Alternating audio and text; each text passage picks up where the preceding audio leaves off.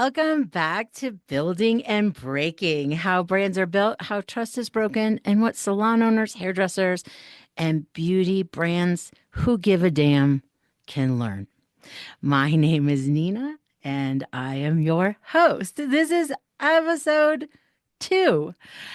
Thank you so much. I just have to start off by thanking everyone for your incredible enthusiasm and support from last week's episode on Costco.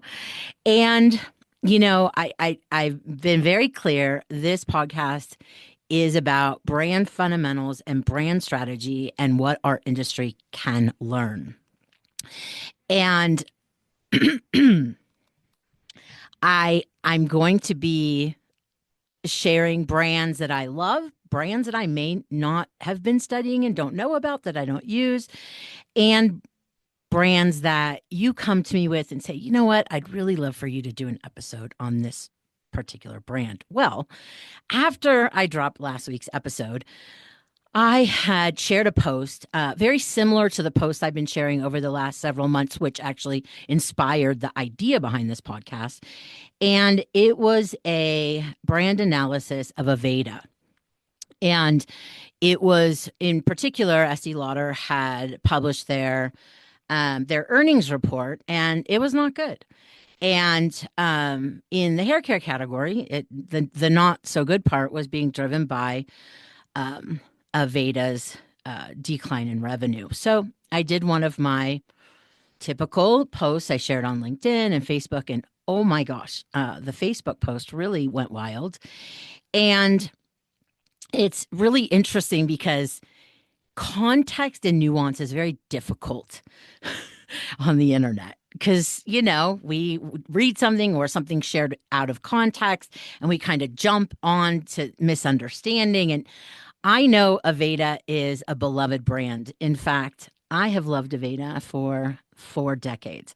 So in that post from last week, I had a lot of people say, oh, I would love for you to do a podcast on Aveda. So this week was actually supposed to be, I was going to do Target this week because it really, the Target story, which I will do next week, the Target story really plays into the Costco story, which was last week's episode. So anyways, I listened and I said, you know what? I'm on it. I am going to put together an episode on Aveda. And so nothing like just like tearing the Band-Aid off. I really wasn't planning on starting the first few episodes with pro beauty brands, but here we are. So let's start with context. I have been studying the Aveda brand for decades.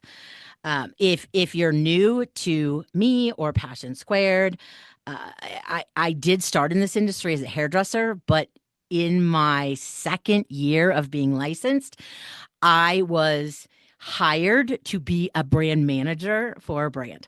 So I have been in brand management, brand strategy, brand development for decades. So I have been studying them for decades. I've admired them, learned alongside their leadership, experienced their salons as a client, and I have watched their rise and the most recent erosion with a front row seat. Like it's one of my favorite brands to study. So today I'm going to be breaking down from a strategic perspective what made Aveda that girl, right? And what went wrong and the lessons we can learn. So let's go back to it was 1988 and I was a brand manager at a distributor. The distributor, it was at the time the largest distributor in the United States, and I was 21. I was 21 years old. And they're like, Nina, we want you to come in, and we're really struggling with this brand, and they're on our backs, and we need help kind of righting the ship. So from the beginning of my career, I've kind of been in that position of reimagining brands. So that to kind of give you some insight as to the way that my brain works. Anyway, so I get to this distributor. I am a fucking kid, and there is the most incredible person there who became one of my mentors. And they were the leader of the Aveda distributorship that was our sister company, because Aveda back then, and I think still, they would not allow their products to be distributed in what was called multi-line distributors, meaning a distributor that carried multiple brands. So there was the Aveda distributor, and then there was the distributor I worked for. And I learned so much from the person who led the Aveda distributor. I didn't work inside Aveda. I've never consulted for Aveda, but I had deep exposure to their business through my mentor and, observation. So as a client, I started going to an Aveda concept salon when I was in my mid 20s, and I was obsessed. I mean, the candles, the love oil, that red lipstick. I think the Aveda OGs know which one I'm talking about. The lip saver, the chakra sprays, rosemary mint. I mean, I could go on and on, right? The aromatherapy, the rituals. It was truly unforgettable. And as someone who was a former VP of marketing, again, I'm always going to be transparent and honest in this podcast. I studied Aveda more than any other brand as the VP of marketing of another professional beauty brand. And for those of you that know the other professional beauty brand that I worked for 25 years, you may even see some things that kind of look like, oh, that looks like it could have been inspired by Aveda. So, I mean, I've, again, spent decades. So, we kind of have to go back to the beginning. Horst was an incredibly visionary founder. He was a pioneer in holistic beauty, environmental responsibility, aromatherapy, which ultimately was about creating experiences. If you followed me for any amount of time or Passion Squared, the word experience comes out of my mouth multiple times a day. I am obsessed with designing and delivering experiences and empowering the people I serve to design and deliver experiences. And it always comes back to brand when you're designing experiences, because the experience you deliver is very tied to your brand promise. So we'll keep talking about that. So Horst didn't just build a brand. He revolutionized the industry. And I know that revolutionize is so fucking overused, but when I tell you, especially for people that weren't around back in the day, his leadership, his vision, and the team he built around him revolutionized professional beauty, not just professional beauty, by weaving in the wellness, the nature, and beauty, of course, into every story, into every experience. Every touch point in the salon had Aveda infused in it. This, again, was not something many pro beauty brands were doing. And what I mean by this is that Aveda figured out a way to take something like a facial cleanser and turn it into what's called the quick cleanse. I don't know if it's still called the quick cleanse, to where when you were a client coming in for a haircut or a hair color or whatever, you would get offered an add-on value added experience, right? So it could be a quick cleanse of your face. It could be a hand massage with the lotion that they created. It could be a makeup touch up with the makeup that they had, head, neck, and shoulder massage with the oils that they had. These were all these value added rituals that created more value. When we talk about elevating client experiences, this is the shit we're talking about. And again, this was decades ago. This was happening. And this was all Horst and the Aveda leadership's vision. Groundbreaking at the time. And quite honestly, it still is. So the sensory experience, the touch, the smell, the sight, all of it, every sense was tapped into to build this incredible foundation of experience. So it wasn't just like, oh, this smells good. It was literally baked into every service, every product, all the time. So when we look at the Aveda brand, I mean, they really were first in environmental sustainability, holistic wellness, plant-powered beauty, generosity, and again, experience. And that was different. That was a huge point of differentiation for them and innovation for them. It more deeply connected salons with their clients, and it it was emotional, right? Because that's why people make choices. We are not practical when it comes to the things that we buy. And there is typically some sort of emotional connection that takes place, and that is driven by your brand story. Brand purpose, what problems are you solving? Brand promise, how do you solve those problems? Brand people, who are you solving problems for? What do they give a fuck about? And then brand products and services, what solutions do you have that help solve the problems of your people? So Aveda had that in just the experience on lock. Every product was threaded through every service. Every product was threaded through every service. The business support they provided, the consultants, the programs, they were clear, actionable, relevant. And it really showed how invested Aveda was, not in just like buy our product, but in we want to build profitable, happy, strong salons. That's what matters to us. And again, the products were woven through every single touch point, every single experience. Their loyalty program. I mean, loyalty programs not innovative, but they are innovative when they're packed with relevant high value benefits that keep salons profitable, keep salons feeling valued and thriving. So they had a really robust, and still do, I believe, loyalty program. They were the trailblazers with e-commerce. And talking about a very long time ago, they were the first ones that stepped up and said, we can do e-commerce in a way that benefits our salon partners. So they were the early adopters, and they figured out how to reward salons for online sales. It was, it was a rare move at the time.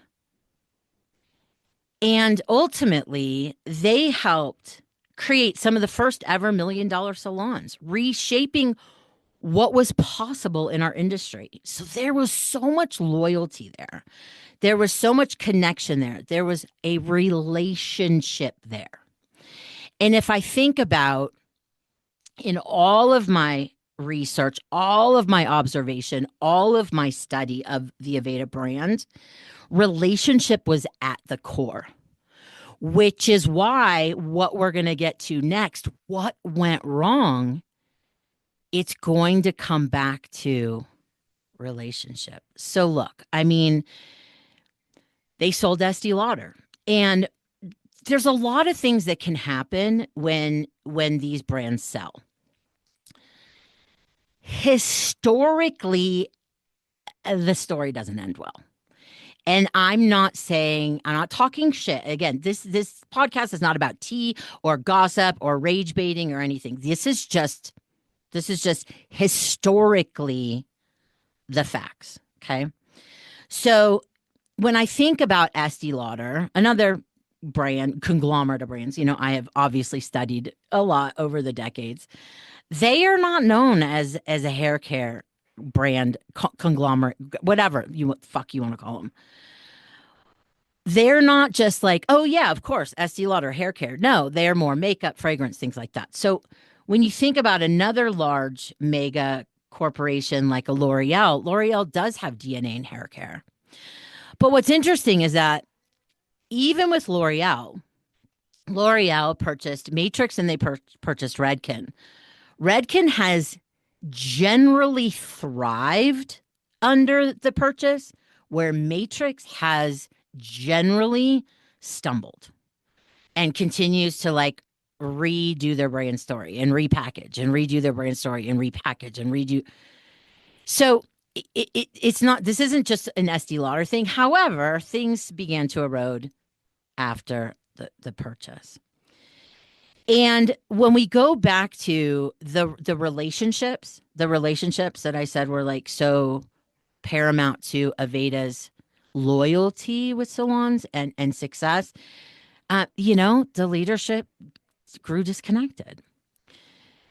There is a very common mistake that happens.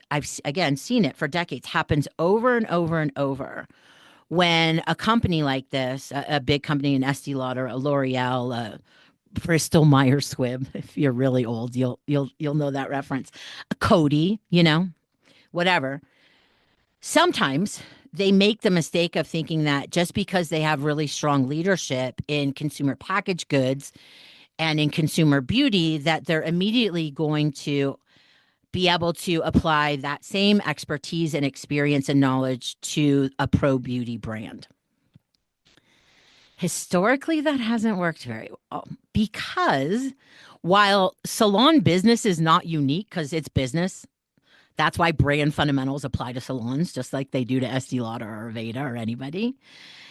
Hairdressers are unique. It's a unique market that requires a unique understanding because hairdressers have really strong bullshit detectors and they can tell when they're being gosh, I don't even know the word. If you're listening to this, what is that word? Anyways, you know what I mean. So when you have a leadership that is disconnected, then people start to feel that, right? And in my experience, the last 13 years after starting Passion Squared, I work with a lot of Aveda salon owners. So I've had a front row seat to this the last 13 years at Passion Squared, very different seat than I had my previous 25 years as a brand manager, marketing director, and VP of marketing. So I've been able to see all sides from the distributorship, from the manufacturer, and now from working directly with Aveda salon owners. They feel like the company stopped listening. So, I mean, I know that there are people likely listening to this that work for Aveda that are going to get maybe feel a little defensive. I get it. I worked for a brand that would get defensive if I had to listen to this. I get it, but it's literally just my experience, my observation firsthand. Now, it's not everybody. Remember, we're not doing absolute black and white thinking. We're always going to bring nuance to this discussion. However, the truth is they had a lot of turnover in leadership, a lot of promises that weren't kept. And that's what begins to erode trust. And it's very common. It's very common when you lose sight of your brand story. Because any leader can come in and be like, oh no, I have a whole new idea for a brand story. It's like, that's not the way brand story works. Brand story is your DNA, it's your compass, it's your GPS, it's your foundation. So that began to kind of create this like, well, shit, what's happening? And like, oh, here's a new leader. And it's like, oh, cool, cool, cool. This leader is promising this is going to happen. And then, oops, that doesn't happen. And then there's a new leader. So you think about that inconsistency. We don't like inconsistency as people, human beings. If we learned nothing from the pandemic, we learned that uncertainty doesn't feel good, right? Because we like all had this false sense of certainty that like we would never be hit with like a global plague or whatever. Well, you know, everything's uncertain. However, there are things we can control, and consistency builds trust. And a lot of this trust started to erode with that lack of consistency in leadership. And then you can add to that like a SKU overload, multiple products. But ultimately, it was this relationship thing. All those field people that took care of salons, they had deep rooted relationships with these salons. They were a partner in the success of the salon. And again, remember, Aveda was one of the first professional beauty brands to create $1 million salons. So, you know, when you don't have a brand steward, it's not actually that difficult to lose sight of your soul, of your purpose, of your promise. It gets fuzzy. And losing Horst was a huge hit to the company, but it didn't have to get to this point. Look, I was responsible for a brand who lost its founder, its hairdresser founder. It's hard. It's really hard, but it's not impossible to continue to thread that core DNA, that core vision through to current times. It's not impossible. It's hard, but it's not impossible. So all of these little touch points, right? All of these little cracks. And these little cracks, what we used to call back in my old job, um, creeping elegance. Creeping elegance was when this little thing happened here, little thing happened here, little thing happened here. It's the same thing with trust, right? It breaks over time and it's not always obvious and we don't always see it. And then we wake up one day and we're like, shit, where'd all my clients go? What happened? Or why did all my team leave? It didn't just happen that morning, it happened over time. Every little touch point. And that's why another reason why brand clarity of brand story is so important, because when you have clarity of brand story, you have something always to come back to. Always to come back to, because it is your foundation. And it helps you stay consistent, helps you stay solid, helps you stay focused. We talked about that a lot in last week's episode with Costco. They don't waver. They don't waver. Strong brands don't waver. And it doesn't mean we don't innovate. It doesn't mean we don't evolve, but we don't just wake up one day and be like, oh no, we're going to be somebody totally different. That fucks with people, teams, tenants, clients. It just doesn't work. Consistency builds trust. So when we think about some of the things that made Aveda so great, the two things that stand out are relationships and experience and staying true to your brand. And this applies to salons, it applies to everybody. So getting clear on that brand story, really looking at the experience you deliver is a big part of brand promise. How you solve problems, right? That experience. One thing I have noticed over the last several years is again, we're generally speaking, not all, generally the experience has declined while the price has gone up. And for people that are like, oh, it's inflation, oh, it's the recession, oh, it's this. I mean, I had a client that had a record month last month. It doesn't mean everyone's having record months. It doesn't mean everyone's falling apart. But you really, we have to get honest with ourselves as the leaders of brands. We have to get honest with ourselves as to what does the experience really look and feel like? What value am I really creating? And is it aligned with the price I'm charging? Because sometimes, no, it's not. So really staying focused and clear, really prioritizing relationships and human connection. It's such a simple yet often overlooked fundamental, because we get distracted because the internet, right? So what does the future hold? Well, um, I mean, if Aveda called me, this is what I'd say. Aveda hasn't called me, by the way. But if Aveda called me, I would say you got to get back to your brand clarity, because I don't even know what their brand story is anymore.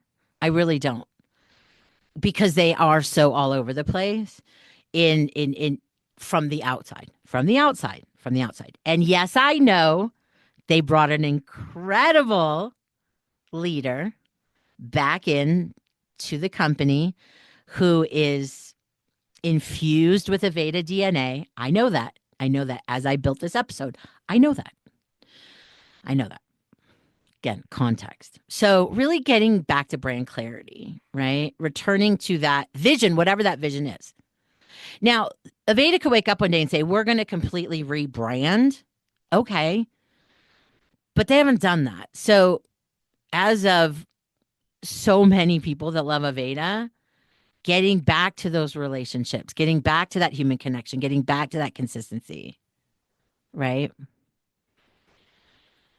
So, products, services, partnerships, making sure that there is a strong connection and relationship from the top to the middle to everywhere. Rebuilding trust. And this is hard to do. Gosh, this is so hard to do because an ad campaign ain't going to do it. I know that some marketing departments in these brands are like, we're going to do this really like buttoned up, fancy, shiny ad campaign with whatever. Salon owners and hairdressers aren't buying it. So if you are a pro beauty brand leader listening, gosh, I hope you are listening. I really do. I hope you share feedback with me. But I'm going to tell you right now, you don't need to drop $1 million on an ad campaign. That is not the place to start. Okay. So how do we rebuild trust? Let me do a little story time. In 1991, God, I feel like this is like a history podcast. Okay, I love history, by the way. I watch a ton of history docs. Anyways, because didn't pay attention in school, so I'd have had a lot to learn as an adult. Okay, 1991. I was hired by the company that I was an educator for and a brand manager for. I was hired to be a regional sales director. What the fuck does that mean? That means that at the time, I was responsible for 7 distributors, responsible for everything: sales, marketing, education, servicing the distributor, taking care of them, making sure they had everything they needed from the brand, etc. This particular region that I was charged to lead had a lot of turnover in leadership, and they felt ignored. They felt the company didn't care about them, and they were resentful and angry. And it didn't take me very long to tap into that. And so, pretty much for the first year, what did I do? I listened. I listened. I showed up. I sat at the table and I listened. I didn't listen with a rebuttal. I listened. I listened, right?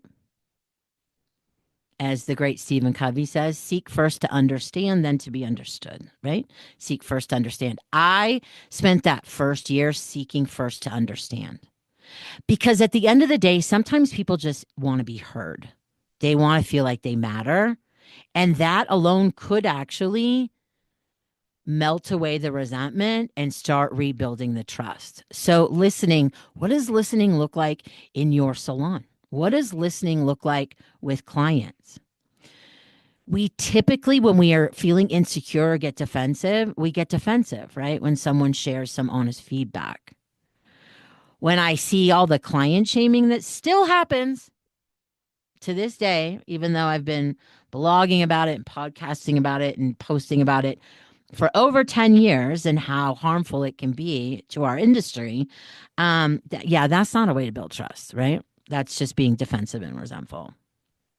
So deep listening, transparent communication, and consistent, meaningful actions, keeping our promises. Over time, that can rebuild trust. Transparent communication. It takes a lot for anyone, whether it's a brand, a salon owner, a hairstylist, whatever, a client, a human being, to say, you know what, we fucked up. But there is so much power in saying, you know what, we fucked up. When people know that something's like not working and then the other party pretends, like, I know the word gaslighting is overused and misused so much these days. However, you almost feel like gaslit. I'm going to give you an example, another story time. So when I was in my marketing director era, I was responsible for a hair care brand.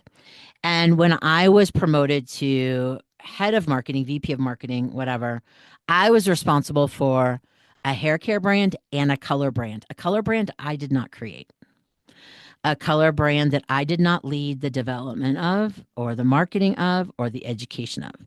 I was just put I was just put in charge of the brand, right?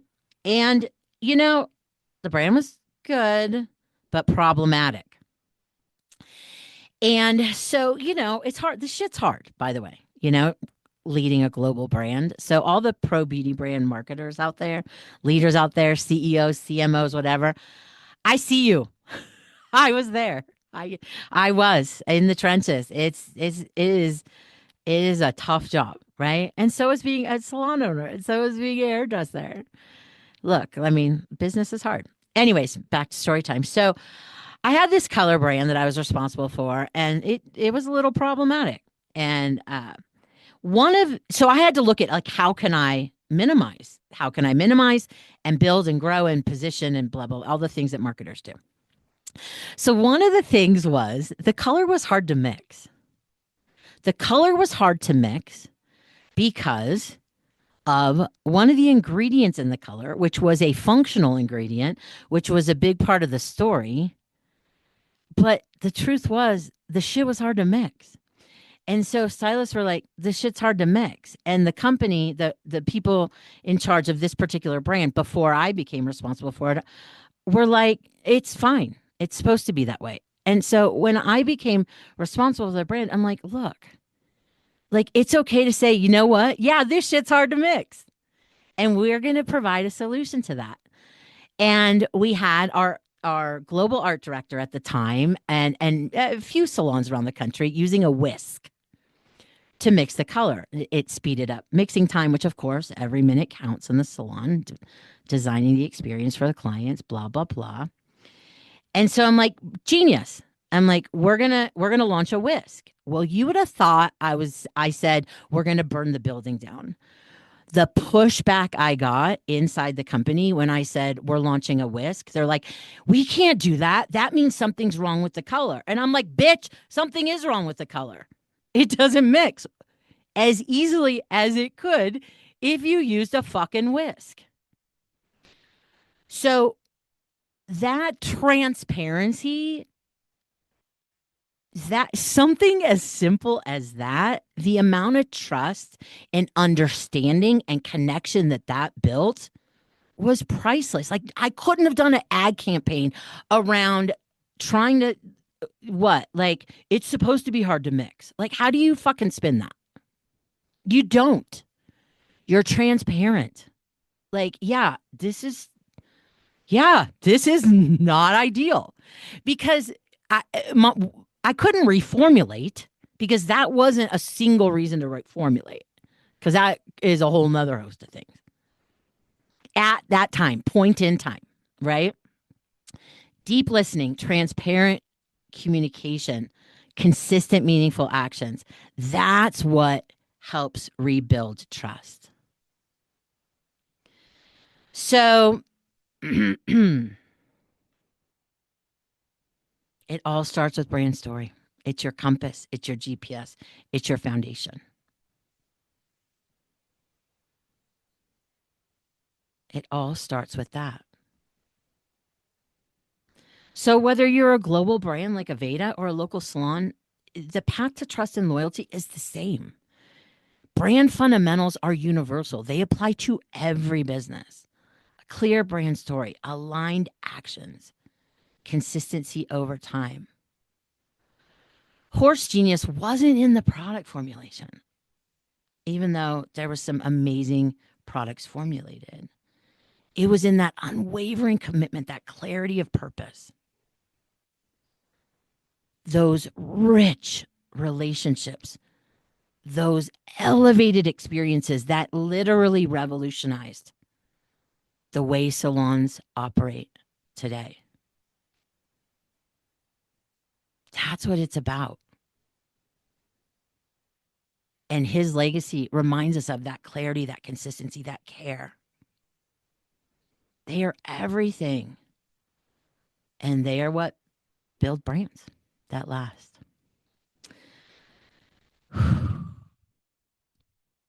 Thank you so much for listening. If you have a brand you want me to do an analysis on, you can email me at awesome@passionsquared.net. You can always reach out in the DMs at Passion Squared on Instagram or Facebook. I would be so, so grateful if you shared this episode or any of the Building and Breaking episodes with your business besties. And if you are listening on a platform like Apple Podcasts or Spotify, if you would drop a rating or review, that helps the podcast become more discoverable to folks who can find value in these episodes. It is truly an honor and privilege to create these episodes, these stories, these analyses with you. Some people like, that voice in your head. The voices in my head most of the time, besides when I'm talking to the animals, are like conversations I would have with CEOs.